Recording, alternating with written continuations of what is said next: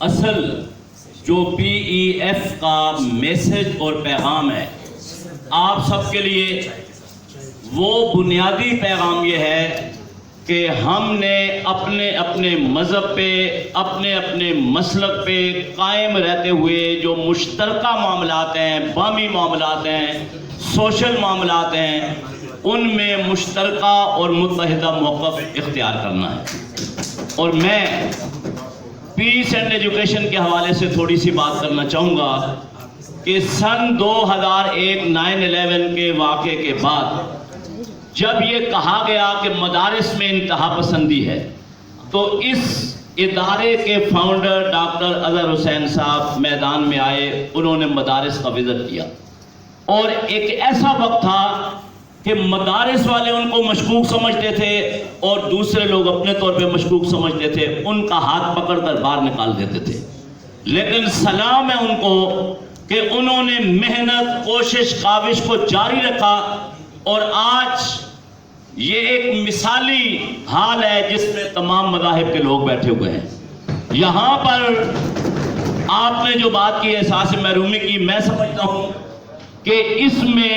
Majority کے مقابلے میں مائنارٹی کے جو لیڈر ہیں ان کی زیادہ غلطی ہے، اس لیے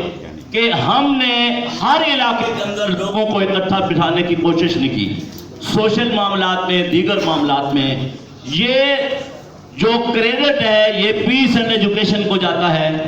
کہ تین دن لوگ یہاں اسلام آباد، لاہور، مری ایک ساتھ بیٹھتے ہیں، اپنی عبادت کرتے ہیں، اپنے معاملات چلاتے ہیں اور مشترکہ معاملات بھی چلاتے ہیں۔ تو میں یہ سمجھتا ہوں کہ اب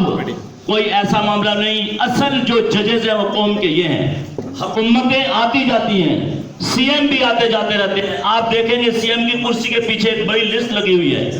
PM جہاں بیٹھا ہوا ہے بڑی لسٹ لگی ہوئی ہے، جہاں صدر صاحب بیٹھے ہوئے ہیں بڑی لسٹ لگی ہوئی ہے، یہ آنے جانے والی چیز ہے۔ لیکن یہ جو لوگ بیٹھے ہوئے ہیں، جو مندر میں کھڑا ہوتا ہے، جو چرچ کا فادر ہے، جو مسجد کا امام ہے، جو مدرسے کا سربراہ ہے، میں سمجھتا ہوں وہ فار ایور لیڈر ہے، اسے کوئی لیڈرشپ سے محروم نہیں کر سکتا۔